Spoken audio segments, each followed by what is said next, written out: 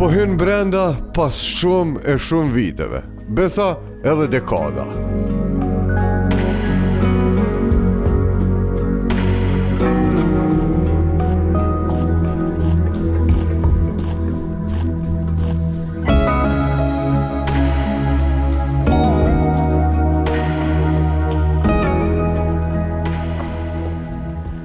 Milot ko ka bo shumë të merushme kjo pamje e këtij hoteli.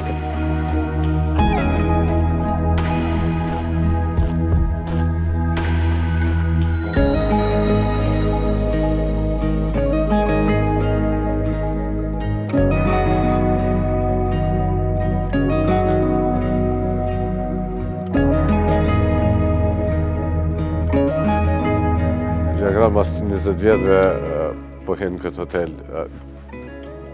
Këthen kohën në periuda shumë të mira kur ka pas gjallëni, njerëz, kur ka qenë këtu plot, a?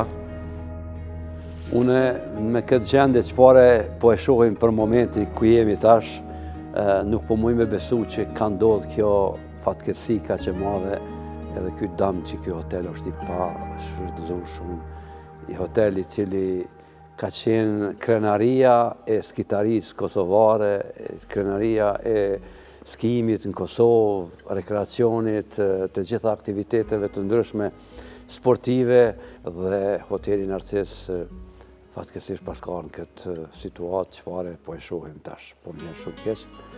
Ajo kohë ka qenë kohë e artë, më thonë. Besoj me këtë infrastrukturë është barazu me shumicën prej qendrave më të mëdha të skijimit që kanë qenë në Jugosllavi? Po, unë në atë kohë, fatmirësisht, kom qenë shumë aktiv në kohën kur për çka po flasim. Kom qenë trener i klubit skitar universiteti në atë kohë, ku ka qenë një prej klubeve më të suksesshme.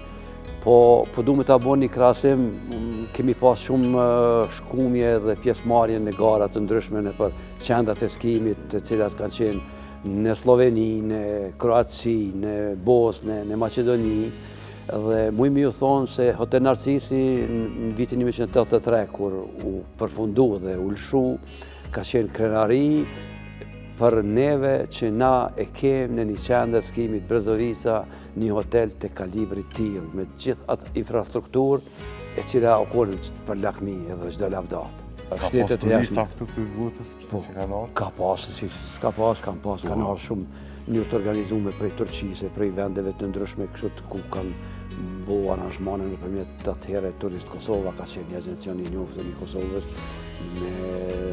me këtë republikat e Kosovës të ish Jugosllavisë kanë ardhur në pushime dimrore këtu në këtë qendër.